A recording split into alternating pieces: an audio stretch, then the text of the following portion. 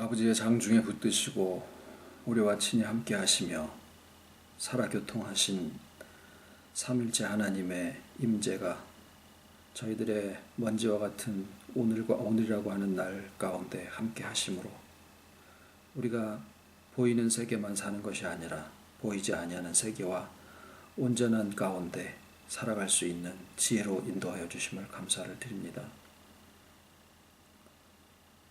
기억할 것도 없는 어제와 같은 오늘인 것 같고 또 오늘이 내일 그대로 이어질 것 같지만 우리 안에 두신 아버지의 생명은 우리가 미처 알지 못하는 가운데라도 작업 깨는 가운데 우리 안에 살아 역사하시고 또 새롭게 하시고 회복시키시고 충만케 하실 것을 믿고 감사를 드리오며 이 시간에도 발걸음에 인도하신 아버지께서 친히 모든 것을 주장하시고 인도하여 주시옵기를 예수님의 이름으로 기도드립니다.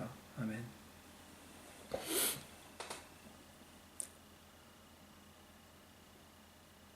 흔히 성경에서 아브라함에게서는 믿음을, 다니엘에게서는 어떤 용기를 이렇게 배워야 한다라는 얘기들을 합니다만은 성경은 하나님께서 우리에게 어떻게 하시는가 하는 것을 이야기하는 것 외에는 아무것도 우리에게 가르침을 주지 않습니다.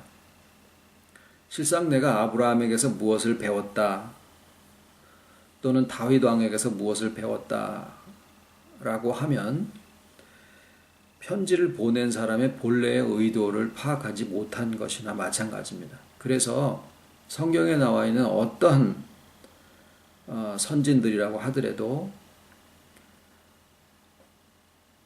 다 잘한 사람은 하나도 없고 모두 다 어떤 약점과 허물을 가지고 있는 모습으로 기록이 되고 있습니다. 그러나 주님의 복음이 전파되는 곳에는 또 어디에서고 그 선진들의 이야기도 같이 전파가 되면서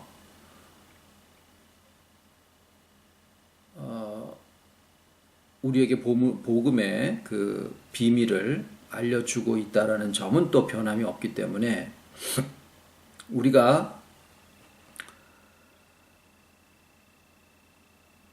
그들에게서 선진들에게서 어떤 것을 배우고자 하는 것이 아니라 그들의 시대의 선진들을 통하여서 아버지께서 어떠한 구속의 역사를 이루셨는가 하는 것을 우리가 살펴보는 것은 이 시대에 주와 동행하는 삶을 살아가는 우리들의 삶을 더없이 풍요롭게 할 것을 믿어 의심치 않습니다.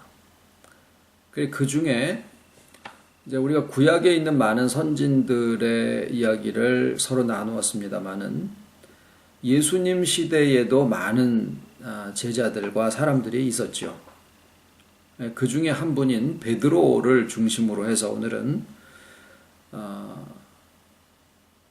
하나님의 역사가 베드로를 중심으로 해서 어떻게 그리스도와 함께 이루어졌는가 하는 것을 살펴보는 시간을 가지도록 하겠습니다.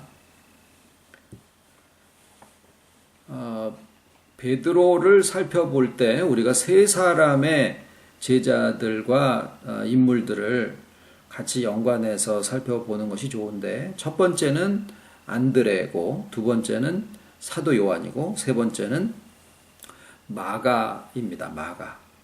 마가복음을 쓴 그 마가예요. 우선 첫 번째로 베드로와 안드레는 같은 형제지간이었었죠. 아버지의 이름은 요한,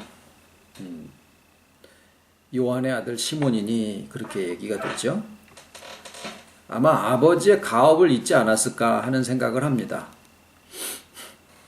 근데 이제 야고보와 요한에 비해서 야고보와 요한의 아버지는 세베대죠. 세베대는 예수님 당시 초대교회에 있어서 굉장히 유력한 사람이었었다고 성경이 기록을 하고 있어요. 유력하다라고 하는 것은 뭐 그때 당시로 봐서는 굉장한 재력가였었던 것 같아요. 그래서 세베대가 공급하는 그 생선이나 이런 것들이 대제사장의 집에까지 공급이 되어지고, 그래서 그것을 관장하고 아들로서 관장하고 물건을 배달하기도 했었던 요한이, 사도 요한이 예수님이 잡히시던 밤에 가야바의 그 집들에 베드로하고 같이 있었을 때, 요한은 그 문직이나 이런 사람들이 다 얼굴을 알기 때문에 들여보내줬는데 베드로는 들어가지 못하고 바깥에 있었던 것을 기록을 하고 있습니다. 그러니까 베드로는 그렇게 넉넉한 형편은 안 됐었던 것 같아요. 그의 형제 안드레는 세례 요한의 제자로서 세례 요한의 증거를 받고 예수님을 쫓아왔었죠. 예수님을 만난 안드레가 바로 자기 형제인 베드로를 만나서 이렇게 말합니다. 오늘 우리가 메시아를 만났다. 그래서 예수님에게 베드로를 이끌고 갔을 때 예수님이 베드로를 보자마자 하신 말씀이 너는 요한의 아들 시몬이니 장차 게바라 하리라. 게바는 이름을 번역한 즉 베드로라. 그때 당시는 아직 베드로가 예수님에 대한 고백을 하기도 전이었었고, 또 예수님을 믿어드리지 못해서 다시 물고기 잡으러 갔을 때 예수님이 거기 찾아가셔서 그물이 찢어지도록 물고기를 잡게 되는 이적을 보여주시기도 합니다. 그리고 장모의 열병을 고침을 받기도 하고 결혼도 했었다라는 거죠. 그 이후에 예수님을 쫓아다니면서 물 위를 걷기도 하고 또 변화산상에 같이 올라가서 예수님의 변화된 모습을 보기도 하고,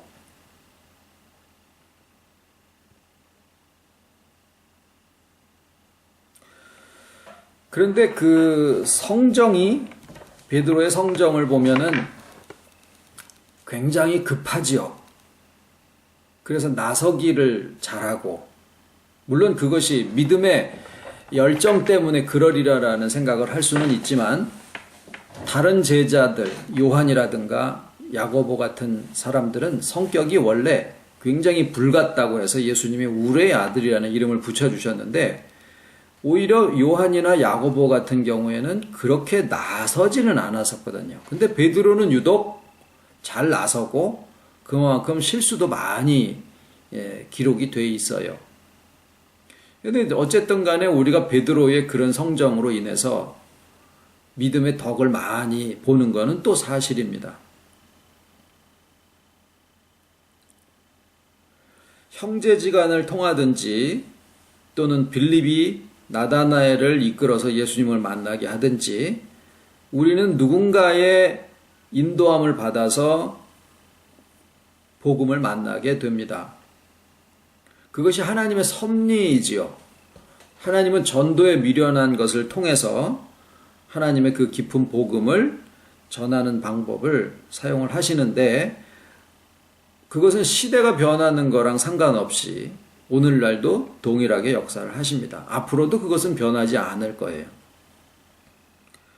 그런데 우리가 어떤 사람의 도움을 받아서 하나님께 인도함을 받거나 또 복음의 인도함을 받았을 경우에 아유 하나님이 하셨으니까 라고만,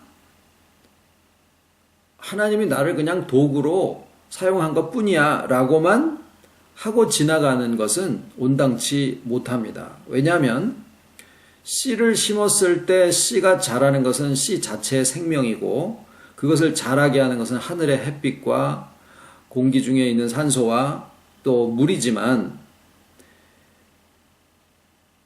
농부의 수고와 같다고 할 수가 있겠죠. 하늘의 빛이 또 물이, 공기가 씨를 싹 터서 자라게 한다고 하더라도 농부의 돌봄이 없다라고 하면 가을의 수확을 기대하기는 어려울 겁니다. 우리가 하나님이 아니고 우리가 수고를 하는 것이 결국 하나님의 손길을 통해서, 하나님이 그 손길을 통해서 역사를 하시는 것은 분명하지만 우리의 수고가 누군가에게 경작하는 농부와 같은 그런 수고로 작용을 하리라라는 것이 분명한 겁니다. 우리가 그런 도움 가운데 여기에 와 있고 또 우리도 누군가에게 그런 도움을 당연히 주어야 마땅하다라고 생각을 합니다. 요한과 베드로는 서로 각자 형제가 있어요. 베드로에게는 안드레라는 형제가 있고 요한에게는 야고보라는 형제가 있습니다.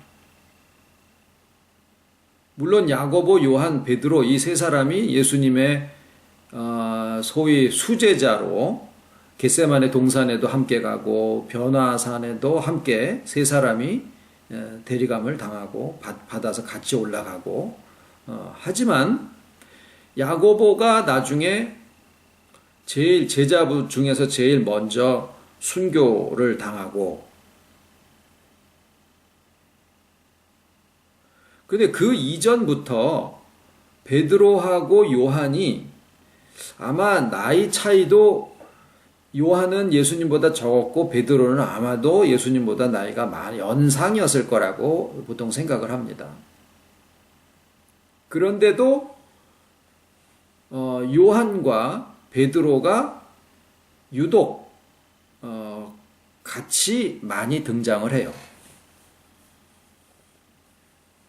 사도행전에도 금과 은은 내게 없거니와 내게 있는 것으로 내게 주노니 하는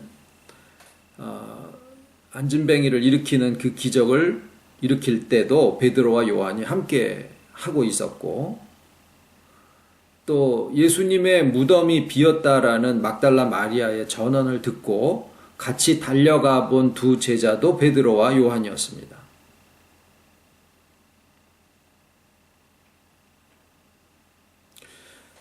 아마도 그들이 예수님과 같이 겪었던 여러 가지 경험과 또 여러 가지 상황 속에서 그 모든 일들을 같이 경험해봤고 같이 나누었다라고 하는 그런 공감대가 아마 둘을 서로 같이 다니도록 하지 않았나라는 생각을 하지요. 변화산상에 올라갔을 때 초막셋을 지어 이제 그런 얘기를 하죠. 근데 이제 그 시기를 통해서 이제 변화산 내려오고 그 다음에 이제 그 시기가 언제냐면 예수님의 마태복음을 통해서 보면은 예수님의 갈릴리 사역이 다 마치고 이제 유대 사역으로 넘어가기 직전에 변화산 기록이 있고 변화산에서 내려오신 다음에 예수님이 제자들을 모아놓으시고 사람들이 나를 누구라고 하느냐 더러는 세례 요한 더러는 엘리야 또는 다른 선지자 중에 하나라 하더이다. 너희는 나를 누구라 그러느냐. 그때 역시 베드로가 나서지요. 감사하게도. 그래서 오늘날을 살아가는 우리들까지 포함한 모든 택하신 자녀들의 아주 중요한 신앙 고백을 그때 합니다. 주는 그리스도시요 살아계신 하나님의 아들이시니다. 자, 그때 당시에 제자들은 예수님을 하나의 객체로 이렇게 모시고 바라보고 믿고 따르고 있었던 시절이었었는데 오늘날은 예수님이 그렇게 어떤 분으로 존재하는 것은 아니죠. 그러니까 그때 당시에 제자들의 입장하고 우리의 입장은 조금 다른 것이지만 예수님이 승천하신 다음에 후반기에 제자들의 삶은 오늘날 우리와 같이 예수님이 계시지 않은 상태에서 음성이나 어떤 형상이나 어떤 것도 없는 상태에서 제자들끼리의 삶을 살아가는데 그들 마음속에 그들의 인격에 주님이 연합해 계시다라고 하는 것을 저들이 분명히 알고 있었다고요. 그러니까 그들의 주님 승천 이후의 삶은 오늘날 우리가 살아가는 삶하고 정확하게 일치하는 삶을 그분들의 후반기에 살으셨던 것인데, 오늘 우리가 베드로를 나눌 때 베드로의 이름이 반석이거든요. 처음부터 아버지한테 그 이름을 받은 것이 아니라 원래 이름은 시몬이었었는데, 그 이름 대신에 예수님이 베드로를 만나자마자 너는 베드로라, 너는 게바라, 베드로라, 베드로, 게바라. 이게 한국말로 하면은 반석이라라고 하는, 그러니까 처음 만나자마자 야 너는 반석이야 라고 이름을 지어주신 거거든요. 그런데 그 이름을 처음 보자마자 지어주셨는데 또다시 이름을 갱신해서 확인시켜 주신 것이 그 베드로의 고백을 통해서예요. 너는 베드로라, 장차 이 반석 위에 내 교회를 세우리니 음부의 권세가 결단코 이기지 못하리라 라고 얘기를 하십니다. 그 시점이 베드로라고 하는 이름이 이제 명실공히 베드로에게 주어진 시점인데, 중요한 것은 그 이후에 베드로가 예수님한테 사단아 내 뒤로 물러가라 라는 그런 얘기를 듣기도 하고, 또 십자가에 돌아가신다라고 얘기를 하니까 이제 그런 얘기를 했죠. 그리고 결단코 나는 주님을 떠나지, 다 떠나고 버릴지라도 나는 결단코 주님을 버리지 않겠습니다 라고 했을 때, 네가 오늘 밤 다굴기 전에 3번 나를 부인하리라. 그 말씀하신 대로 가야바의 그 정원에서 여자가 또 다른 사람이 이렇게 막 3번씩 물어볼 때 그때마다 막 저주를 퍼부면서 나는 이 사람을 알지 못한다. 영화에선가 보니까 그렇게 3번째 이 부인을 하고 있는 장면에서 베드로하고 예수님하고 눈이 딱 마주치는 것으로다가 감독이 영화를 그렸더라고요. 충분히 그렇게 됐을 수도 있겠다라는 생각도 들지만, 어찌됐거나 예수님이 말씀하신, 예수님의 눈이 시각이 마주쳤든 마주치지 않던 예수님이 하신 그 말씀대로 닭 울기 전에 3번째 딱 부인을 하니까 닭이 울었어요. 그래서 실상은 예수님과 눈이 마주쳐서 그게 콱 찔린 게 아니라 닭 울음소리 때문에 그냥 콱 찔려서 예수님의 말씀이 다시 기억이 난 거죠. 그리고 난 다음에 평생을 베드로에게 닭 울 때마다 아주 눈물로 지새웠다라는 전설도 있고, 그래서 예수님이 십자가에 바로 돌아가셨는데 내가 어찌 그 똑같은 형태로 죽을 수 있느냐, 나를 거꾸로 못을 박아달라라고 하는 그런 전설도 또 전해지고 있습니다.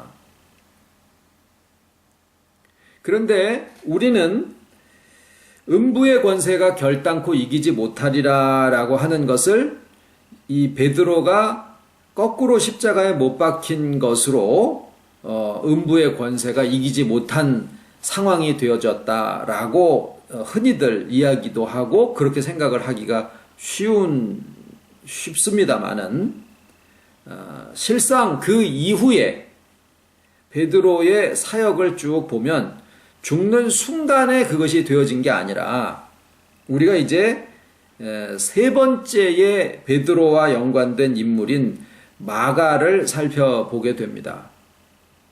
마가는 잘 아시다시피 마가다락방에 오순절 그 기도 모임이 있을 때, 오순절 때까지의 기도 모임이 있을 때 150명이 모여서 예수님의 어머니와 형제들 간들도 다 있었고 제자들도 다 모이고, 그래서 밤낮 열흘 동안을 기도를 했잖아요. 그때 그 집이 마가의 집이었었죠. 아주 부잣집만 가지고 있다라고 하는 그 다락방, 150명이 모여서 큰 집회를 할 수도 있는 그런 큰 다락방이 2층에 방이 있었는데, 그 집에서 유복하게 자란 청년이에요. 그런데 마음이 아주 유약했었죠.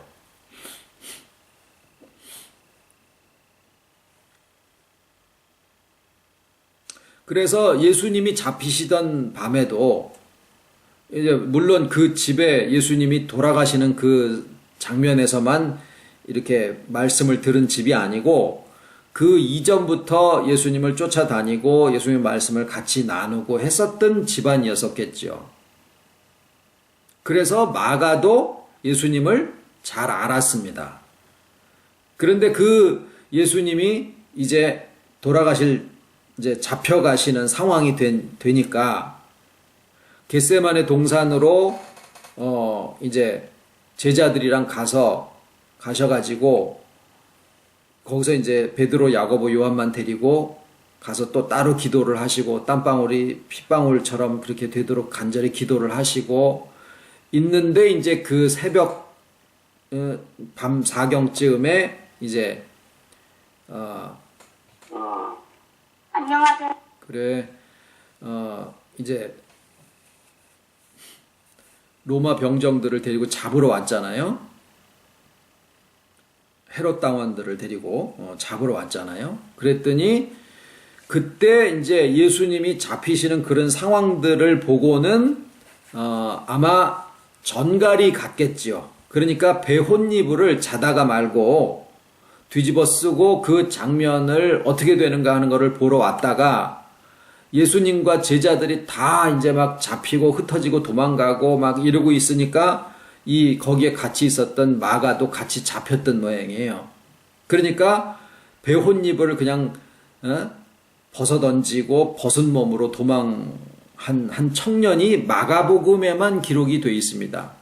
왜 그러냐면은 그 자신이 마가였었기 때문에 그렇죠.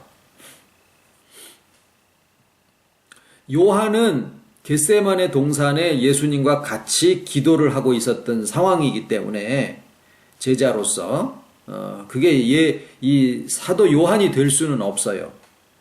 마가 자신의 이야기를 정말 부끄러운 모습으로 자신의 모습을 거기에 기록을 했었던 거죠. 그랬는데 이제 오순절 역사가 있었고 그 다음에 그 집에서 이제 사람들이 계속 처음 예루살렘 교회가 거기서 시작이 됐는데 이 마가도 분명히 거기에서 같이 계속 신앙생활을 같이 하고 이제 이렇게 있었습니다. 근데 이제 그 집에 이 삼촌이 누구냐면은 유명한 바나바예요. 그분이 누구냐면은 사도 바울을 이 예루살렘 교회에 소개해 준 사람이죠. 그 자기 생질인 마가를 이제 바울 사도에게 가서 이제 소개를 해주고 이 바울의 전도 여행을 하는데 이 마가를 같이 이제 거기에 동행을 시킵니다. 근데 워낙에 힘든 고생을 안 해보고 그냥 온실 안에 화초처럼 자라났던 이 마가가 그 어려운 항해와 산길과 못 먹는 굶주림과 뭐 사람들의 위험과 막 사도 바울이 얘기를 하는 거 보면은 뭐 거의 진짜 죽기 직전까지의 모든 그냥 위험과 환난과 어려움들을 막 겪고 가는 길이었었기 때문에 이 약한 청년인 마가가 그것을 감당할 수가 없었죠. 그래서 전도 여행은 이제 계속 가야 되는데 이제 중도에서 포기를 하게 됩니다. 그 나중에 이제 바나바가 마가를 다시 데려가자고 이제 또 청을 넣으니까 바울이 그렇게 약해 빠진 녀석을 어떻게 주의 일에 데리고 갈 수 있겠느냐 그러면서 그 일로 아주 대판 싸워요. 그래서 결국 마가는 바울이랑 떨어져 나오게 되고 그때 이제 이 마가를 다시 받아준 사람이 누구냐면 베드로예요. 근데 우리가 이제 생각하기에 이 베드로가 그냥 뭐 나서기도 좋아하고 실수도 많고 그냥 막 불 같고 그냥 우르락부락 할 것 같고 이제 그러잖아요. 그런데 이 마가의 그 유약한 모습이라든가 이런 모든 것을 다 받아주고 기다려주고 그것은 왜 그랬느냐면 정말 실수투성이고 허물 많고 정말 나서기 좋아하는 그런 성정을 가지고 하는 그런 모든 것들을 또다시 기다려주고 믿어주고 회복된 모습으로 바라봐 주셨던 분이 누구냐면 예수님이었었거든요. 그러니까 우리는 예수님이 베드로를 처음 만나자마자 너는 개봐라. 또 이 베드로의 고백이 있었을 때도 이 반석 위에 내가 교회를 세우리라. 음부의 권세가 결코 이기지 못하리라. 라고 하는 그 말씀이 처음부터 마지막까지가 하나도 다르지 않더라라는 거예요. 예수님이 베드로를 대해 주셨던 모습은 현재의 울퉁불퉁하고 다듬어지지 않은 그 모습을 보고 대하신 것이 아니라 예수님의 마음은 하나님의 마음이시고 예수님의 시각은 하나님의 시각이셨기 때문에 사람을 보실 때 사람의 부서진 모습으로 보지 아니하시고 회복된 모습으로 보셨더라 그 말이에요. 그래서 언젠가 우리가 한번 말씀을 나누기를 예수님의 심정과 시각은 의사의 마음이다. 죄인을 죄인으로 보시는 게 아니라 고침을 받아야 될 환자의 모습으로 보셨다라는 말씀을 나눈 적이 있어요. 베드로에게도 역시 그리하셨더라라는 거예요. 이 주님이 오늘 우리와 함께 하시는 주님이신데 우리를 아시되 내가 나를 제일 잘 안다라고 생각하죠. 그런데 주님은 나는 현재의 모습을 무엇으로 파악하느냐면 과거에 그렇게 살아왔으니까 그 결과로 현재의 내가 있다라고 생각을 해요. 기껏해야 장래에 나의 꿈이 뭐다라는 것으로 연장을 해가지고 생각을 하기도 하죠. 결국 흐름 속에 있는 나로 본다라는 거예요. 그러나 주님은 나를 과거에 네가 그랬으니까 현재에 어떨 것이다 라는 그런 인과의 법칙으로 보는 게 아니라 하나님의 창조의 섭리 속에서 우리를 보시되 주와 연합되어져서 회복되어진 모습으로 나를 보신다라는 거예요. 그렇기 때문에 처음과 중간과 끝이 다르지 않은 심정으로 우리를 바라보실 수 있더라라는 거죠. 우리를 처음 볼 때 우리의 온전한 모습으로 우리를 봐주시고 믿어주시더라라는 거죠. 그 모습이 끝까지 베드로에게 이어지실 수 있었던 거예요. 그러나 언제더라도 또 미혹되어질 수도 있고 넘어질 수도 있고 사단아 내 뒤로 물러가라라는 얘기를 들을 만도 하고 네가 오늘 닭 올기 전에 나를 3번 부인하라라는 것까지도 아시더라라는 거예요. 우리를 회복된 온전한 모습으로 보시되 현재의 나의 모습은 먼지로 되어 있고 허물투성이다라는 것을 아시기 때문에 우리를 위해서 자신을 속건제물로 내주셨더라라는 거죠. 그 주님의 심정과 그 시각이 오늘 우리의 인격에 연합해 계시더라라는 거예요.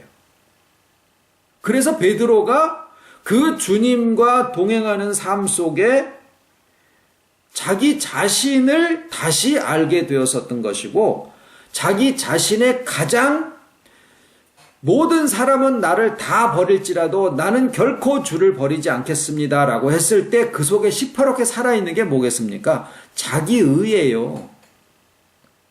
그런데 그 자기의가 완전히 두 손 두 발 다 들을 수밖에 없는 상황이 된 게 뭐냐면 주님을 같은 날 밤에 3번을 딱 부인을 했는데 닭이 울더라라는 거예요. 주님 말씀하신 그대로, 몇 시간 전에 얘기하신 그대로.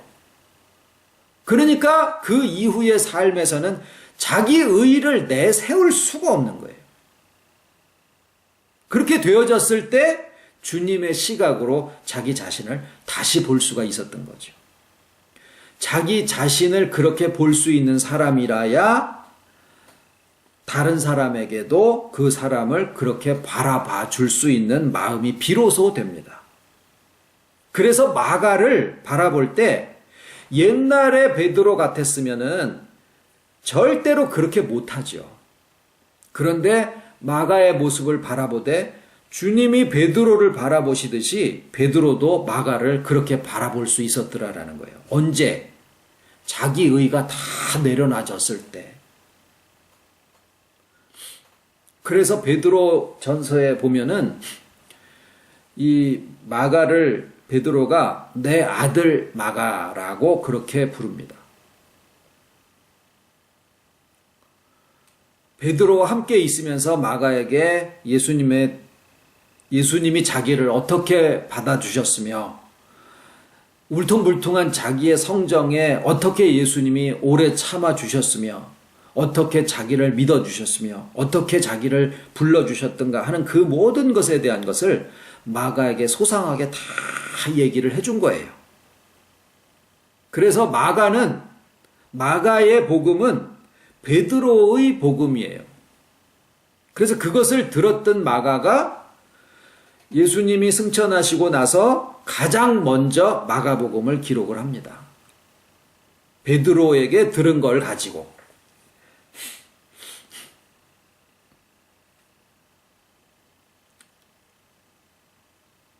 물론 마가가 나중에 그 바울에게도 인정을 받죠. 그래서 빌레몬서나 이런 데 보면은 나의 동역자라는 말을 씁니다. 마가에게 대해서. 결국에는 마가가 바울과 함께 동역자로서 그 모든 전도 여행에 다 같이 동행을 하고 큰 그 복음의 사역자가 되어지는 것을 볼 수가 있죠. 주님이 얘기하신 대로 내가 이 반석 위에 교회를 세우리라 라는 말 때문에 베드로 성당에 동상을 세워놨는데 그 발을 사람들이 하도 만져가지고 그냥 맨들맨들해질 정도로 그 무덤 위에다가 무슨 교회를 세운다고 그게 주님의 교회가 되는 게 아니죠. 십자가에 거꾸로 못 박혔다고 그래가지고 음부의 권세를 이겼다라는 것으로 볼 것도 아니다라는 거예요. 전설로 내려올 뿐이지 실상 성경에 기록되지도 않았거든요. 우리가 베드로에게 있어서 음부의 권세가 결코 이기지 못하고 이 반석 위에 내 교회를 세우리라라고 하는 것은 많은 이적과 기사와 여러 가지가 있지만 단적으로 우리는 베드로와 마가의 관계를 통해서 베드로의 성정이 어떻게 주 안에서 회복이 되어졌으며 또 우리가 지난주에 같이 나누신 것처럼 베드로가 경작자의 입장에서 씨를 심고 결실하게 하는 것은 하나님의 섭리시지만 그것을 옆에서 지켜보고 관리하는 경작자의 사명을 우리에게 주신 것처럼 마가를 실제로 변화시켜 주신 것은 삼위일체 하나님이시지만 그 중간 과정에 베드로라는 인물이 분명히 있었더라라는 거예요.